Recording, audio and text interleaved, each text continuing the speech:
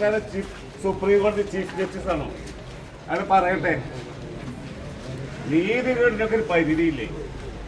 308 വകുപ്പ് അയാൾ തന്നെ ചാർജ് ചെയ്ത കേസ് കുറ്റക്കാരെ വിചാരണ ചെയ്ത് വിട്ടയക്കാൻ ഇയാളെ ജഡ്ജിയാ തെമ്മാടിത്തരം കാട്ടിയിട്ട് ഇപ്പൊ പോയിട്ട് പിടിച്ചോണ്ട് വന്നോട്ടെ. 4 വീട് തിരഞ്ഞാലും ഒരാളെങ്കിലും കിട്ടും. അല്ലെങ്കിൽ എന്നെ കൊണ്ടേക്കോട്ടെ, എന്നെ കൊണ്ട് റിമൈൻഡ് ചെയ്യാലോ. നിയമവിരുദ്ധ പ്രവർത്തനമില്ല ഞാൻ ചെയ്തുകൊണ്ടിരിക്കുന്നത്, റിമൈൻഡ് ചെയ്തോട്ടെ. അല്ലാതെ അതിലപ്പുറം ഒരു വർത്തമാനമില്ല. ഞാൻ എത്ര ദിവസമാണെങ്കിലും 1 മാസം വേണമെങ്കിൽ ഞാൻ ഇവിടെ ഇരിക്കും. നിസാർ പോയിക്കോ. ഈ പാർട്ടിക്കാരെല്ലാവരും ഇവിടെ നിന്ന് പോയിക്കോട്ടെ. പക്ഷെ ഈ അനീതി അവസാനിക്കുന്നവരെ ഞാൻ ഒരു സംശയവും വേണ്ട, ഒരാൾക്കും വേണ്ട. എന്താ ഇപ്പൊ നിലവിൽ ഇപ്പൊ ഈ പ്രതിഷേധത്തിന്റെ ഒരു കാരണം എന്ന് പറയൂ? ഈ തെരഞ്ഞെടുപ്പുമായി ബന്ധപ്പെട്ട് ആനമൂളി ഭാഗത്ത് ചില സംഘർഷങ്ങൾ ഉണ്ടാവുന്നുണ്ട്.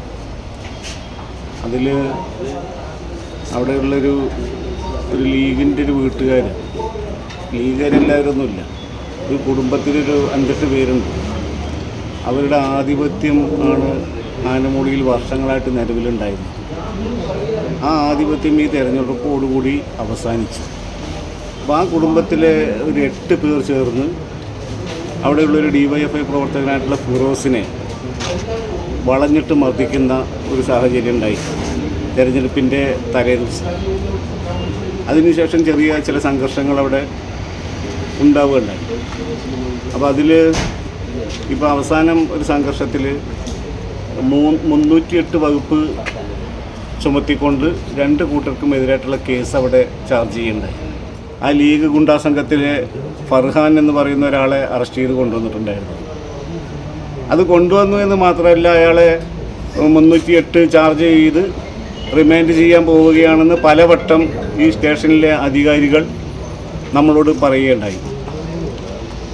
പക്ഷേ അവസാനം റിമാൻഡ് ചെയ്യുമ്പോഴാണ്, റിമാൻഡിന് വേണ്ടി കോടതിയിലേക്ക് ഇവർ ഹാജരാക്കുമ്പോഴാണ് അറിയുന്നത് 308 വകുപ്പ് ആ കേസിൽ അവരെ അറസ്റ്റ് ചെയ്തിട്ടില്ല. മുമ്പേതോ ഒരു കേസിൽ അയാളുടെ ഒരു 324 വകുപ്പ് ഉണ്ടായിരുന്നു, അത് ജാമ്യം കിട്ടുന്നൊരു വകുപ്പാണ്. ആ വകുപ്പിൽ ആണ് കേസ് ചാർജ് ചെയ്തിട്ടുള്ളതെന്നും അവരെ കൊണ്ടുപോയി അറസ്റ്റ് ചെയ്ത് ജാമ്യത്തിൽ വിടുന്ന സ്ഥിതിയുണ്ടായി. അപ്പോൾ അതായത് അതിക്രൂരമായ മർദ്ദനമേറ്റിട്ടുള്ള ഞങ്ങളുടെ ഒരു പ്രവർത്തകൻ ഇപ്പം ജയിലിൽ കിടക്കുകയാണ്. ഈ മർദ്ദനം നടത്തിയ ആളുകളാവട്ടെ ഇവിടെ പോലീസ് സ്റ്റേഷന് പരിസരത്തും നല്ല വിലസി നടക്കുന്ന ഒരു സാഹചര്യവുമാണ് ഇപ്പോൾ വന്നത്.